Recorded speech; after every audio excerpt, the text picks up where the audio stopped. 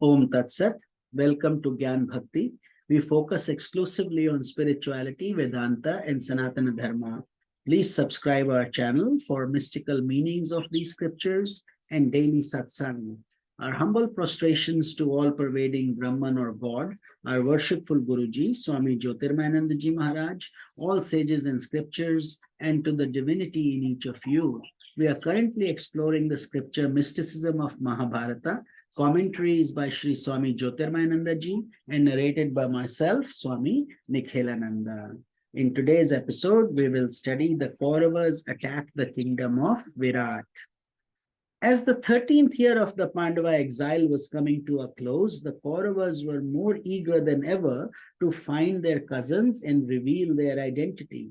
Although Duryodhana had sent spies all over the country, they still had no clue about where they were living. Responding to Duryodhana's frustration, Bhishma suggested, find a kingdom where there is all aspected prosperity, and there you will find the Pandavas. Besides giving the best advice on how to locate the Pandavas, Bhishma was also conveying a profound spiritual fact that people who turn towards spirituality create subtle vibrations in the atmosphere.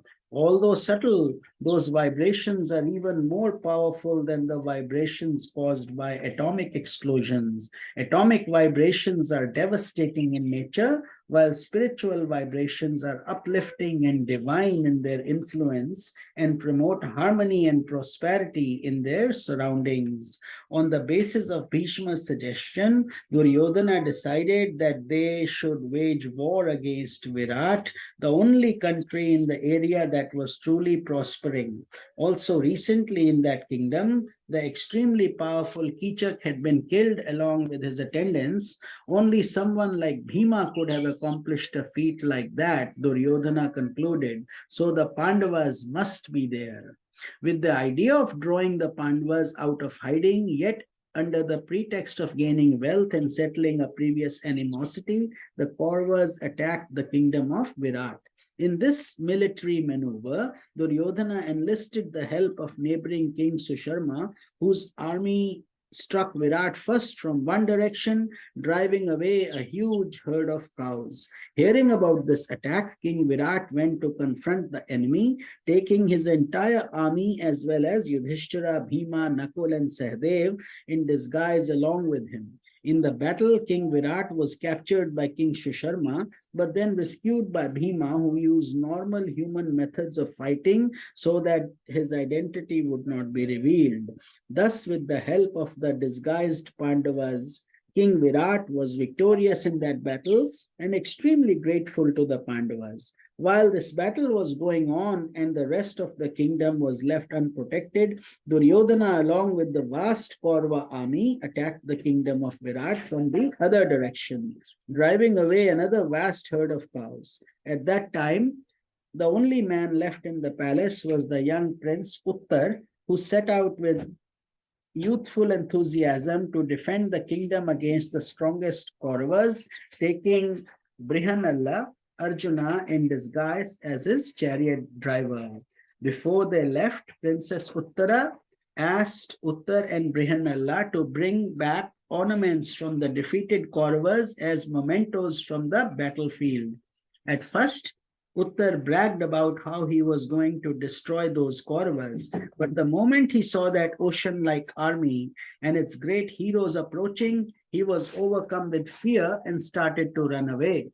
Brihanalla, appearing very strange to the Kaurava onlookers in his female dress, ran after the prince and convinced him to come back. Brihanalla then took the prince to the tree where the Pandavas had hidden their weapons, and he had Uttar climb up and bring those effulgent weapons down. Then Brihanalla introduced himself as Arjuna and told the prince how his brothers and Draupadi had been living in disguise in his father's kingdom. Feeling confident now in the hands of Arjuna, the prince drove the chariot and Arjuna took charge of the combat. Fighting with each of the Kaurava heroes with extraordinary skill, Arjuna inflicted great injury upon the army. Finally, to bring the bloodshed to an end, he employed a special weapon that put his opponents into a state of sleep-like unconsciousness. During that time, Arjuna had the prince remove the Kaurava's elegant ornaments to bring back as mementos to the princess. The Kauravas came back to their senses and accepted Bhishma's advice that they return home, grateful that Arjuna had not killed them when they were unconscious. Arjuna from the distance then bowed his head to Dronacharya and Bhishma, his respected elders, and sent a final farewell arrow to the Duryodhana that cut off his crown. Triumphantly, Arjuna and Prince Uttar returned the Pandavas' weapons to the tree and returned home with the prince promising to keep Arjuna's identity a secret for the time being.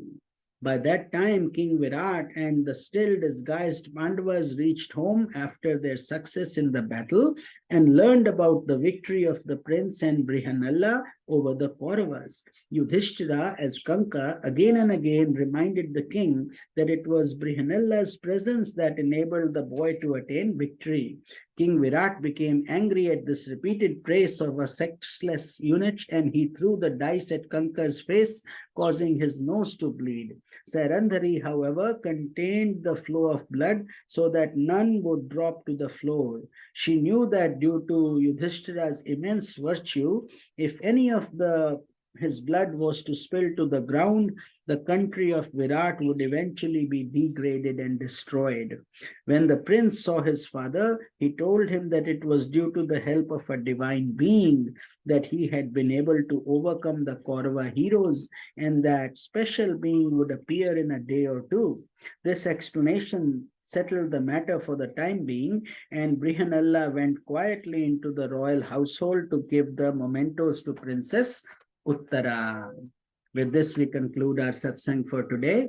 In tomorrow's episode, we will study the Pandavas coming out of hiding. This is Swami Nikhilananda. Hari Om Tat Sat.